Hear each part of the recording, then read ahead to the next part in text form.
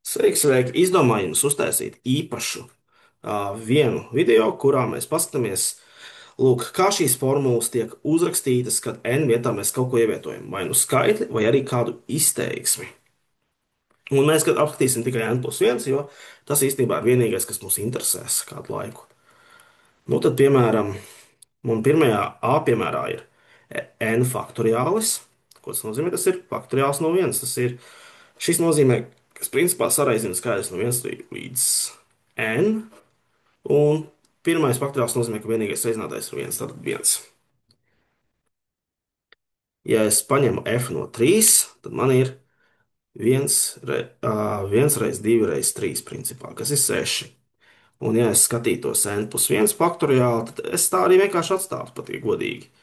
N plus 1 faktoriāls, tas reāli bieži vien nozīmē vienkārši 1 reiz 2 reiz 3 reiz tā tālāk un tā tālāk un tā tālāk, reiz n plus 1. Šo es pat atstāšu. Bet interesantāk jau būs nākamie piemēri. Pamainīšu pišķi krāsu. Tad, lieku iekšā 1 reiz 1 plus 1. Tad 1 reiz 2, un tas ir 2. Ja te es liktu iekšā 3, tad man būtu 3 reiz 3 plus 1. Tātad 3 reiz 4, 12. Skaidra gadījumā nekas traks, mēs vienkārši likam iekšā izteiksmes, un kādu brīdi tas arī būs tieši tik vienkārši. Bet, ja es ielieku n plus 1, kas notiek?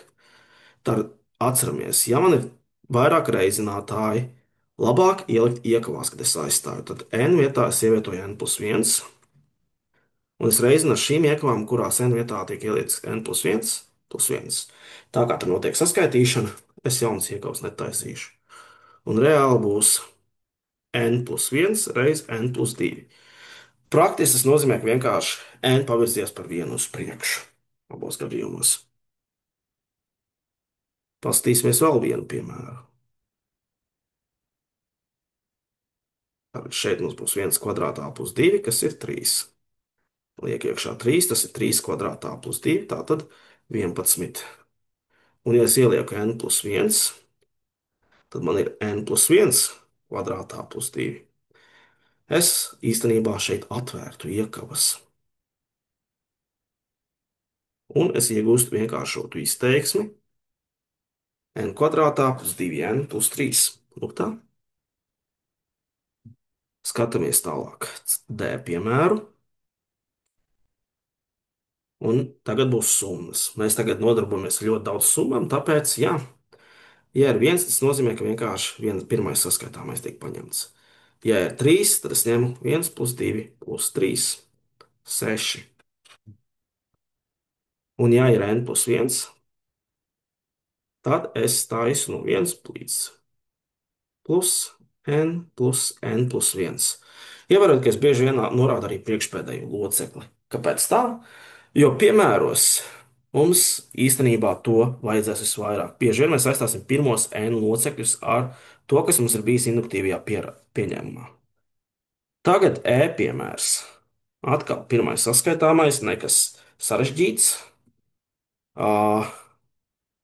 Pirmie 3 saskaitāmie. Zinām, ka ir 9. Bet kā ir, ja mums ir n plus 1? Mums tikko tieši šis piemērs bija 2n mīnus 1, un jaunais mūsu saskaitāmais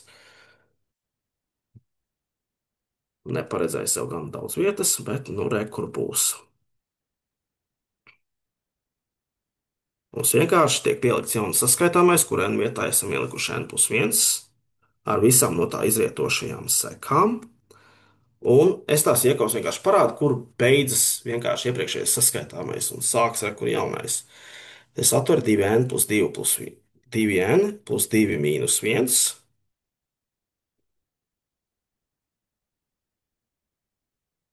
Un 2n plus 1. Vienkārši nākamais ir 2n plus 1. Un tad paņemsim vēl pēdējo f piemēru. Paskatīsimies, vai mēs esam sapratuši, kā īstenībā tiek pārveidot šīs izteiksmes. Tātad 1 ir 1 kvadrātā, tātad 1. Pie 3 es rakstu 1 kvadrātā plus 2 kvadrātā plus 3 kvadrātā. Tas ir 1 plus 4 plus 9, tātad 14.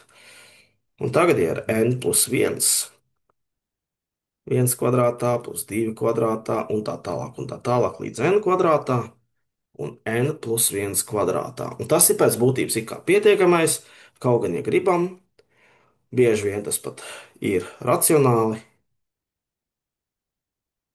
ka mēs izvēršam mūsu iegūto rezultātu, nu, tā kā izvēršam mūsu iegūto rezultātu šādi. Un, lūk, tā mēs to izdarām. To nozīmē paņemt summai n plus 1 saskaitāmo klāt. Lūk, tiekamies tad nākamajā video, kurā mēs tagad mēģināsim atkal šīs zināšanas pielietot.